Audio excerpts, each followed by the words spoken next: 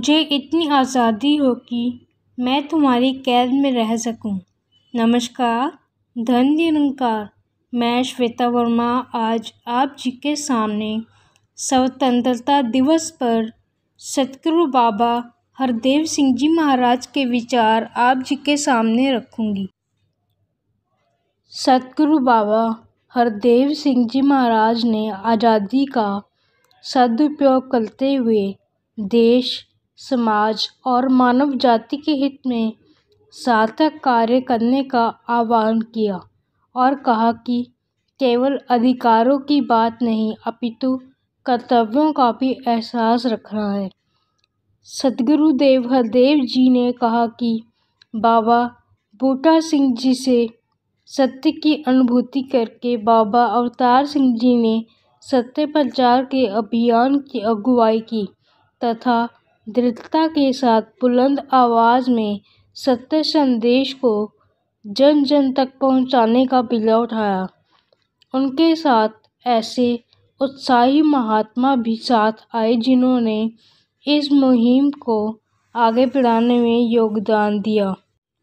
आज हम आज़ादी का पर्व भी मना रहे हैं। जहां सदियों की गुलामी से देश को आज़ादी मिली, वहीं देश का विभाजन भी हुआ।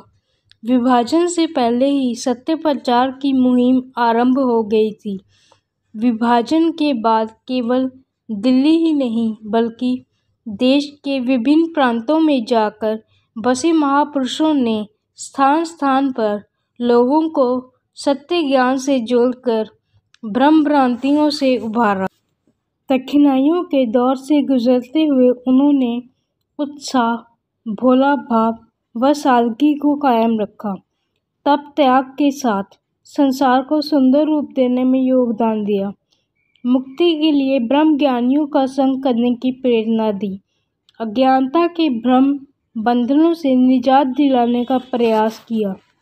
देश तो आज़ाद हुआ, लेकिन आज भी क्षेत्रीयता, जाति पाति, तेरे मेरे, काले गोरे, अमीरी गरीबी आदि तमाम प्रकार के बंधनों से लोग जकड़े हुए हैं।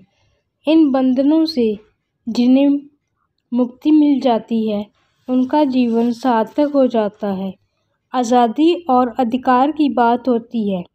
आज़ादी का सही दिशा में इस्तेमाल होना चाहिए।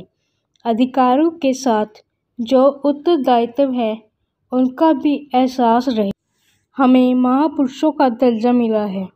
अब ये हमारी जिम्मेदारी है कि हम इस दर्जे को बरकरार रखें।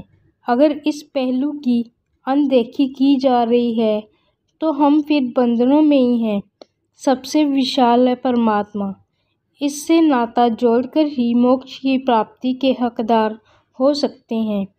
निरंकार परमात्मा की अनुभूति हुई है।